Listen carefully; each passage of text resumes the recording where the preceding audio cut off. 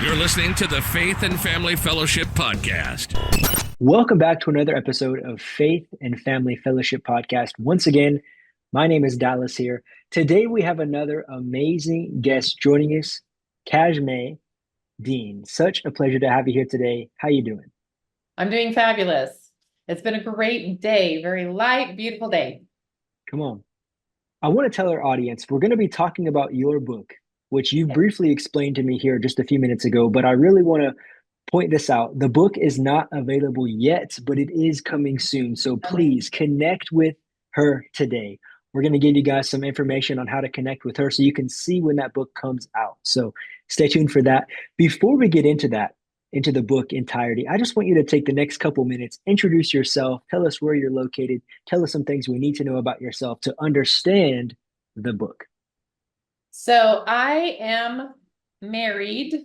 I've married. I'm also a widow. I actually lost my husband 3 years ago. We have 3 children. I'm currently located in Orem. My story is quite complicated in that it was, I've had a pretty traumatic childhood, a pretty traumatic first marriage that resulted in divorce. I found the love of my life, and then that led us into, without giving too much, the hardships of cancer, being a caretaker, and ultimately finding my way out by holding like this to God so that I could find my way back to who, actually not even to where I was, because we can never ever go back, but to where I'm going, and to have that complete surrender that says, okay, I guess I'm just a passenger. Right, right. And we're in good hands, right? Yeah, Hopefully the we Lord is hope for that, driving. right? Right, We really on this earth, we're yeah, just like hoping for that. Yes, right. that's the better plan, because the Mhm. alternative would be on a building jumping off somewhere, right? I mean, Right. I don't know how people do it without God, but I'm with you on that. I'm with you on that. I have a couple other things here I do want to emphasize about you. And you are a public speaker. You're an author, a mother of 3. You already said a little bit about yourself. You have a broad range of skills with the real estate market, and you have been an elementary teacher. So those are yes, just a couple things there for people to yes. highlight. I think that's where you get your chipper attitude is you have to be chipper like this to be an elementary To teacher. I be think a, that's what it yeah, to is. be a teacher, that is my calling. Being a 4th grade teacher was amazing. And it was integral in my healing, in Yeah. my coming back to stability. Those Mhm. children are truly fresh and, full of love Yeah. that we need. We lose Yeah. that as we get older. Let's go into the book. So Yes. the title of the book is Made for Me.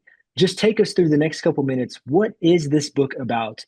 What is the background behind it? What made you want to write this book? I didn't really, I mean, I am a writer as well. I've, written some children's books, and that is one of my outlets. I'm a musician. This book came about because I had spent the better part of my life looking to the promises that we have, that God has given us, saying that, if you live your life, there are blessings to be had. Mm. The thing is, we don't always know what those blessings look like. I married my first husband.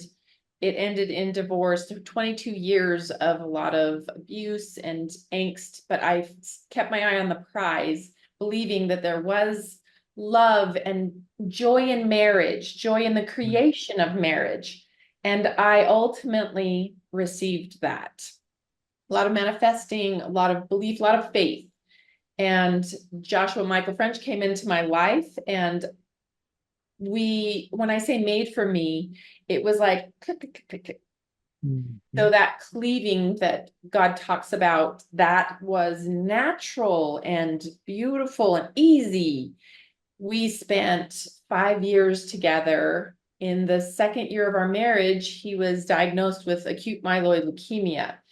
And I am perpetually optimistic. I do reserve now. I've been a little bit in life, and now Right. reserve a, realism to life, more of a realistic expectation. But we did not ever think he wouldn't make it. We knew. I moved into the hospital. Something that is part of my book's purpose is to really drive home that there has to be advocacy. People should never go to the hospital by themselves. Ultimately, after a transplant and then attempted a second transplant and then flying to MD Anderson for a trial, and COVID, this was all during COVID. Yeah. It ultimately, he did not make it. And my journey into grief was so profound that it was diagnosed as complicated grief. It wasn't just the normal grief, which is already horrific. I frantically ran around to try and find people, and I turned to my in-laws to try and find, because I had no idea that they had ill will toward me.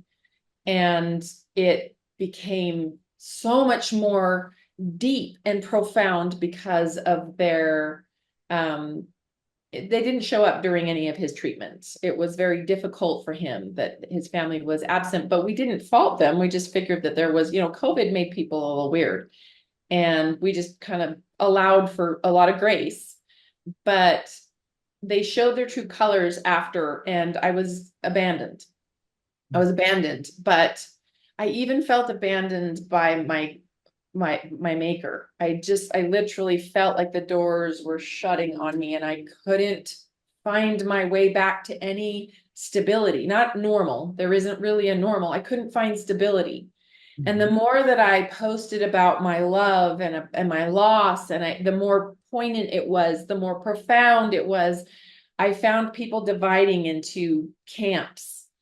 And a lot of them were like, we need more of this. We need to hear what is going on. We can't believe this happens to people who lose. We can't believe how people treat one another.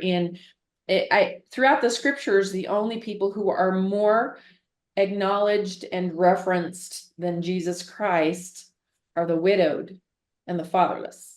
And there is a special place for them. And for whatever reason, maybe it's too much prosperity, too much technology, I don't know, but our particular culture deals with grief and loss wrong. And I address that on the book. I talk about our love story. I talk about our fight, to lose a battle. I had never really lost a battle. I'm a fierce warrior. And this one, but to re-equate myself with the fact that maybe this wasn't a loss. Maybe it was my calling to be with him, because had I not, these people would not have, he would have been alone. And, to be able to feel loved and know how cherished you are, even in the last stages of your life, is imperative. So I've been able to open the scope a bit, but even more so, I then found my husband, that he was actually the man who married my late husband and I. They were friends, they were coworkers, they were roommates. And to be able to make that journey through absolute delighted joy, dropping down into the abyss of disease and battle and grief, and then abandonment, but to find to be essentially resurrected, which is what we all do each time we wake up in the morning and we take upon ourselves the charge to repent and make ourselves better.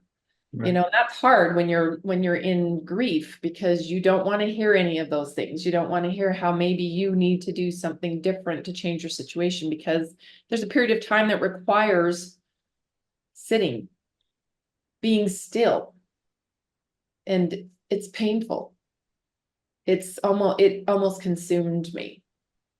So talking about some of those painful moments, so you have some of those dark and raw moments in the book. You're not hiding any of those things as you wrote this. Dive into some of those if you can, without giving too much away, but if you could just go into some of those moments. You're listening to the Faith and Family Fellowship Podcast. We'll be right back after this quick word from our sponsors.